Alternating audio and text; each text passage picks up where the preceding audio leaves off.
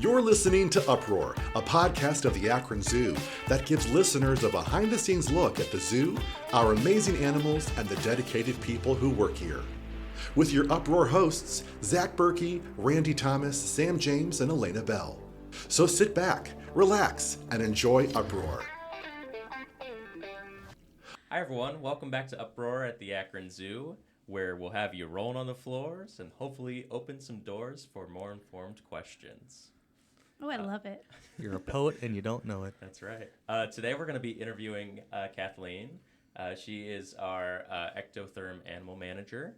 She's been at the zoo for, how long have you been at the zoo? 19 years, but there was 4 years in Florida. We call them the lost years. Akron Zoo They were South. fun. Yeah, exactly. I took my talents to South Beach for a little bit and then came back up. So Kathleen, have you ever been on a podcast before? I have not. This is my first, guys. This is a moment. This is my first one. We're so excited and honored. Thank you. I am. It's our first podcast too, so we're equally excited. Kind of veterans at this point. Can you tell us a little bit about your history? What led you to and fro from the Akron Zoo? Oh, I started here as a seasonal interpreter.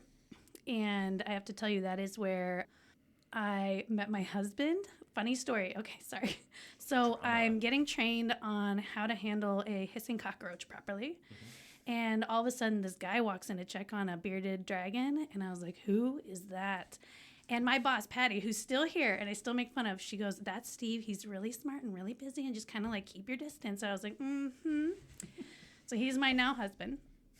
But I started in 2005 as a seasonal interpreter, and then I finished my degree and then came straight back because I didn't even know I wanted to be in zoos until I had a summer job in zoos. And then from there, kind of got my first job as a seasonal zookeeper, and then just kind of evolved into the weirdo that I am today. I met a lot of people and heard a lot of, first relationship or how they met their spouse stories. I don't think I've ever met anyone where a hissing cockroach brought two people together. It was love. Was it slow motion when he walked in? Yes. Yeah, it was me just with this cockroach in my hand.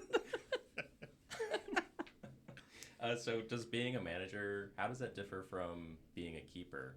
Well, so I'm an ectotherm manager, and everybody gets a gold star that knows what an ectotherm is. Mm-hmm. So it's everything cold-blooded, and so it's like insects, aquatics, reptiles, amphibians. So something's always weird. Something's always weird going on in our area. So I definitely am with the keepers more because we're usually staring at something saying, oh my gosh, this is weird. What are we going to do next? It's usually exciting stuff. Define exciting. Okay, yeah, that's true. That's fair. So we just got to fragment one of our oldest pieces of coral the other day, and we were all taking pictures of each other. And I don't know if people know this, but coral stinks when it's mad. It smells so bad. So we're all standing around trying to describe the smell. It smells like you forgot a box of shrimp in a van for a month. So Zach stink. Oh, I was gonna say Got so it. Randy stink, but hey, okay, we got it. Yeah, it is just not pleasant. So we shouldn't upset the coral then. Yeah, no, and it'll sting you, but we needed to had a bacterial infection, and we wanted to preserve it and give it some meds, and now it's on this healthy diet, and it's in a little hospital tank, and we were geeking out pretty hard. So how do you make coral mad? Well, you break it in half. That'll do it. That would make me mad. Yeah.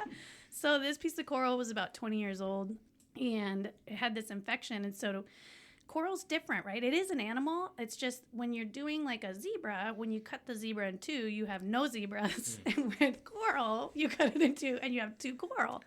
So That's beautiful. Wild. What's the lifespan of a coral typically? So actually, one of our keepers who's newer to aquatics asked this. It's kind of indefinite. So it could be forever? Yeah, they're typically thousands of years old until something horrible happens, right? So you Getting dump broken in half? Yeah, or 90-degree waters and, the Florida Keys, it's not good. But yeah, or somebody comes and breaks it in half. And does So a the bad job. fact that all of our corals across the world are dying when they have an indefinite lifespan, that's a pretty big deal. It is. And so you realize, I mean, there's certain ones that we know are thousands of years old. And to kind of just see them wiped out in one summer, from the, I don't know who all knows this, but down in the Keys, there was a warming effect and the water just hit unreal temperatures.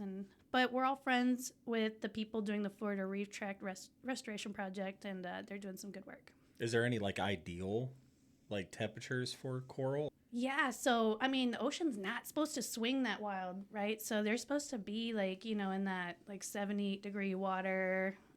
Think about Miami tropical waters. And people don't realize there's the Great Barrier Reef, but Florida is our Great Reef. It is the Great Barrier Reef of America. So there's some people call it the Great American Reef, so we should protect it. Are there any other kind of potential dangers outside of water temperature that kind of affects coral? Yes, Randy, good question. Thank you. We Where's my second gold star? Because I know what ectotherm is, and I asked a good question. There you go. Yeah, so there is a tissue loss disease wiping through, and it's finally all the way down in the Tortugas, which was the last kind of area, the last stronghold. So the tissue loss disease, everybody's studying it as fast as they can. Zoos across the United States have taken in over 1,000 different coral that are in an assurance population. So we're kind of like an ark, and we're trying to breed them. Breeding coral in an aquarium is really hard. I mean, you literally have to black out the room, and then you have to take the lunar cycle and the tides and everything. You have to mimic every single thing, and then they'll breed. So For those of us who maybe are map challenged, where are they? So if you followed Key West, if you followed the Florida Keys, imagine off coast, there's a similar set of coral islands. And so it's kind of, if you follow those and you keep going out past the Keys, then you'll hit the Tortugas. Fascinating. Why don't you tell us a little bit more about your project that you worked on? Yeah, so we've been working with Parchula snails for 20 years. And back in the 70s in French Polynesia, they thought it was a good idea to release these large land snails as a food source. Not sure who was a big snail fan, but it didn't go good. They started eating all of the crops. And so what's a good thing to do? Double down. You should add more snails. I was surprised they didn't introduce another invasive species. They take care of did. this. That was the move. That was the playbook. So they introduced one that was going to eat those snails, and instead it ate all the precious snails of French Polynesia. And the population, by the 90s, there was so few left. And this was a global project, in the UK and Tahiti and the United States, they decided we got to take the last remaining ones. Because those snails have a huge cultural significance when you're down there. So each island has its own snails, and they all have different color patterns. So when you roll up on an island and you see someone's necklace of snails, you know what island they're from, right? Represent. Yeah, they took the last ones, and so in the 90s, late 90s, we raised our hand. We took some in. I think we got 50 the first time, maybe. And I wasn't around. I was a wee babe. I'm not that young. But we took some in, and we've been taking care of them for 20 years. And our keeper, Elizabeth, is she's the LeBron James of snail breeding and beetles. I didn't know that Just was a zookeeper possible. from Akron. Yeah, no, she's amazing. We suddenly found ourselves with over 1,000 snails, actually 2,000. So working with St. Louis and Zoo London, and there's a handful of zoos that have been doing releases. We got to send 1,000 to the wild, and they said, well, we really need help with people that know how to take care of snails, which is Elizabeth, right? So they asked if Elizabeth and I could go to Tahiti and help release them. And so to date, there's been, over 20,000 snails released, which makes this if you think about it, it's the largest reintroduction of an animal known to mankind ever. Wow. That's cool. Yeah, Oh, so that's from right there there. was none in the wild to now we've released over 20,000. So How did it feel in that moment? I feel like it must have been so powerful. it was, but I was more Elizabeth's videographer or hovering mom. She was doing the release. She's really knowledgeable at handling them. And so I remember taking the pictures but it was surreal. I think the most surreal moment would have been when we found a baby one that had been born in the wild. And so that was just... That's incredible. I know. It's just evidence it's working. Yeah, it's teary-eyed stuff. That's That's cool. That's awesome. Yeah, snails gone wild. What was the ultimate goal for that decision to bring all the remaining snails into zoos? There are a bunch of different parchulas, and this is Parchula nodosa, and there were so few and so scattered that there was no way they were going to make it. Their decline was so fast that this was the last hope. So we brought them in, and like we were kind of bopping along. We would have anywhere from like 100 to 300 as a like steady population, and then pretty soon we just had this like exponential growth as having babies can have, and we're breeding them, and then got to a point where we could send 1,000 out and still hold back 400 or 500, right? And no, those are now 1,000, and so we'll just keep going. They are ovoviviparous. That's a big word. Say no more. Say no more. That's all I had to say. Some people may know, because sharks are ovoviviparous. It means you lay an egg, but you raise it like inside your body, and then when the egg's ready, it comes out like a fully formed baby snail or baby shark. So like sometimes when they're stressed, they can just like lay an egg, like in a cartoon, like when a chicken gets stressed and an egg pops out, like a snail can do that too. So. How big is a baby snail? Oh my gosh, like so tiny. It's so cute. It is bigger than the head of a pin, but smaller than, I mean, he could cruise along comfortably on a grain of rice. Wow. Yeah. Wow, so it must make counting really hard, right? Yes, it 'Cause you does. mentioned that. Do It you does. remember? So I'm a talker. And when the keepers are counting, we used to count them twice a week, and that was just mad once we got like to 1,000 or 800. So we call it big count days, and during big count days, I'll bop down there to be like, "How's it going, guys?" I'm like, "No talking.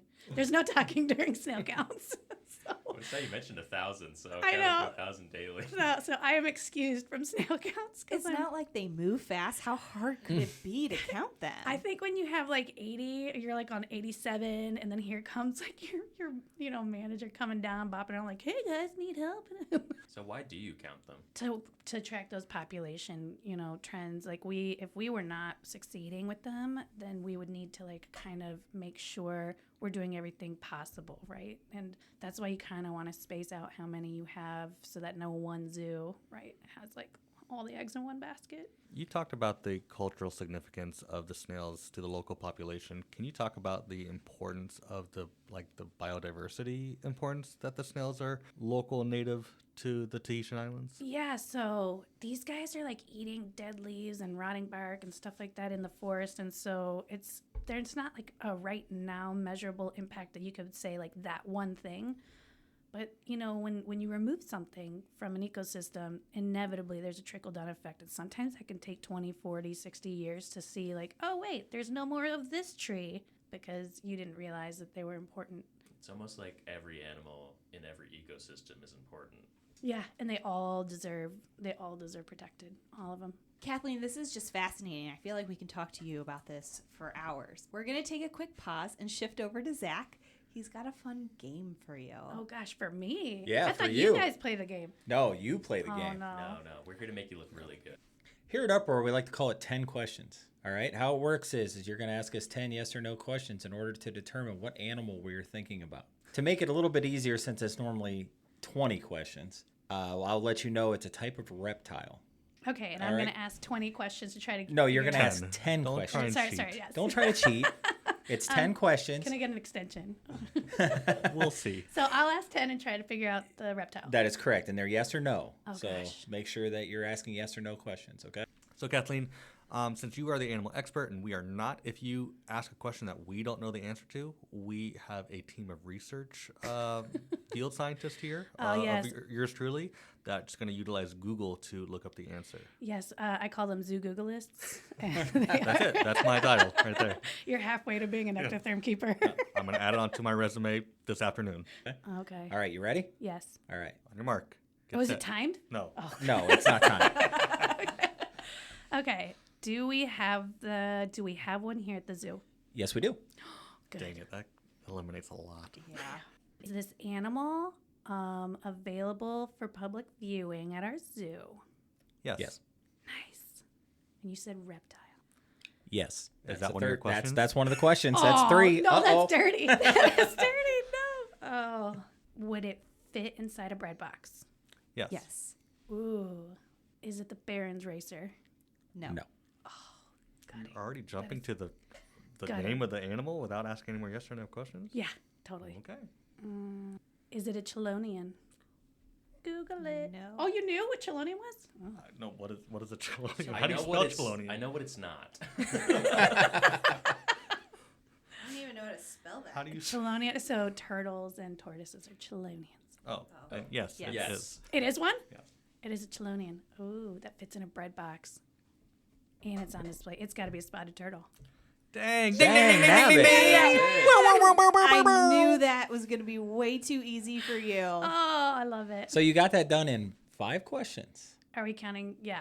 And Yeah, no because I'm counting the hints. one that you asked. Oh, Yeah. that's dirty. All right, we'll go 4. You got Okay. it in 4 questions. And no 4.5. hints. 4.5. The is it at the zoo was a genius question. That was. Yes. That very much Yeah, was. well, and that's the thing about ectotherms is like there are so many of them, It right? narrows it down so much. Yeah. Sam, Do we have another game? Oh, we do in fact have another game, and this one could be a little bit more challenging. Oh no. but it's okay. I actually have no Kathleen idea. specific. We made it just for you. Ooh. Yeah. This is to You have a bring name you for it? down. Our second game for the interview is basically we have a list of ectotherms, and we're going to give you what they are, and then you're going to tell us how many legs they have. Oh my gosh. Okay. So whenever you're ready, Okay. the first one is hermit crabs. 10. Decapod. All right, yeah, that was it. Wow, that was Okay, you that don't was need quick. to throw the Latin language in there. Yeah, I That's was what like, decapod I was We means. already Like- think you're smart. Deca, 10, poda. Okay. I was wondering how deep I should go with like the No, no. kingdoms and All yeah. right. So the next one is Partula snails. 1 foot. What's their Latin name? Parchulinadosa. Yep, 1 foot. Were you paying attention, Randy? Next one, horseshoe crabs. Oh, they're like dinosaurs. I think it's 12. It is 12. Wow. Oh man, the bar's too high. All right, we're gonna go with the common basilisk. 4. Yep, it's Nice. 4. The next one, this is gonna be a really hard one. A rattlesnake. How many feet? None. That's it. Are you sure? Because you threw us off with Yeah, I the was gonna snail. say- Yeah. Wait, Yeah, it's fine. a snail has 1 foot, but a snake has 0 feet? Are we sure snakes aren't snails? I'm gonna look into that. I'm gonna have our research team. Actually, everybody clear your You You schedules. didn't learn about that with all that school you went to? This just in. Get a Google in. All right, the next one is a mudfish. Like a anablet, like the Latin, like a mud skipper. Yes. Okay, mud skipper. They don't have any feet. Those are fins. Okay. Good job. Hey, all I was right. gonna ask, like, where's the difference between feet and fins? Is it like a number of bones or anything? The difference between feet and fins. I don't even know how to answer that. That's so left field. Okay. When I was coming up with this, I was like, is that considered a foot? All right. And the last one is the house centipede. A centipede has 1 foot per segment, but they don't all have the same amount of segments. I don't know.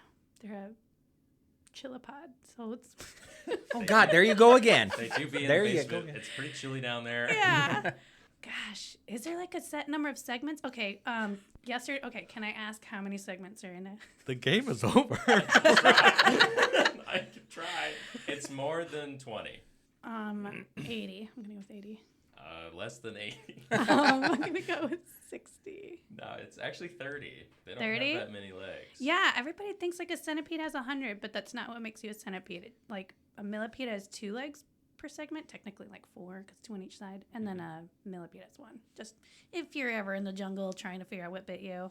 Thank you, Kathleen. It's been real nice talking to you. Is there anything else you'd like to add that we haven't talked about quite yet? Yeah, I think some people don't realize the necessity of zoos and how they really bring a lot to their wild counterparts.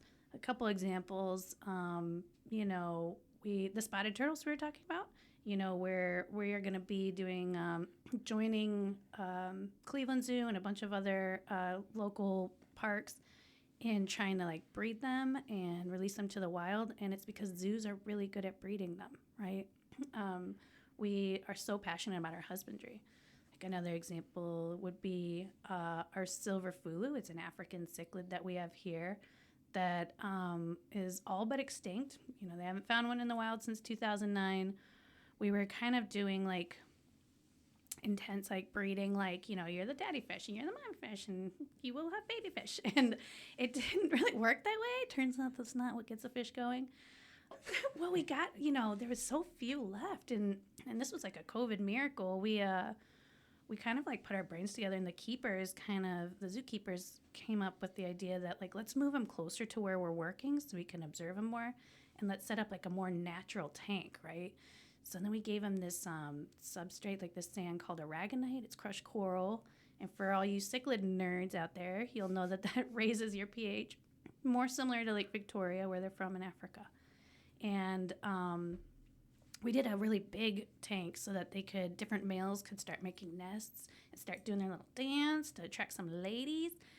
And then we started to artificially incubate the eggs, which with this species, no one had been successful. But listening to the keepers, and they said, well, I have experience in this and I want to try it. And listening to the carpenter to remind me that salt water weighs a lot more than fresh water and that I didn't do the calculation right. Just listening to everybody, our conservation department helped with it, and lo and behold, I think I was at home. I was working from home that day. It was COVID, and I got a phone call from the keepers that we found baby fish. We call them wigglers. So like when they're like 10 days old, and I cried, you know. And now we have over 130 of them now, and it's pretty exciting. And it was just listening to the zookeepers and listening to that just weird expertise. I know we have really weird jobs, but it really does a great thing. So over your long career here at the Akron Zoo, who is your favorite animal that you have ever worked with? So to clarify, I'm very young. No, I'm just kidding. Favorite animal to ever work with? You know, I think, well, I'll go with like one that always has like a place in my heart. We used to have this a long time ago, this muntjac named Freedom. So muntjac's like these teeny tiny adorable little deer that stay teeny tiny and adorable, like an Asian deer species.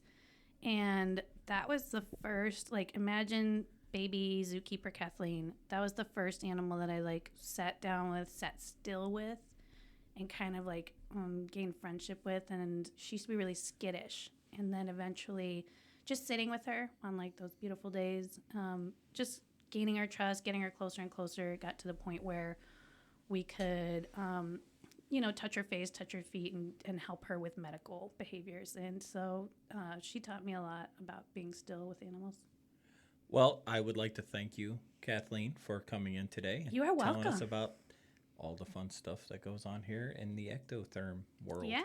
Yes, thank you, Kathleen. Come check it out. We appreciate you. Uproar is a production of the Akron Zoo, produced by Vince Jeffries, scheduling and recording by Zach Berkey, sound mixing and editing by Caleb Morgan, researchers Zach Berkey, Randy Thomas, Elena Bell, and Sam James. Uproar is a weekly podcast with new episodes every Thursday. For more information on the Akron Zoo, visit akronzoo.org. For more information on Uproar, visit akronzoo.org/uproar.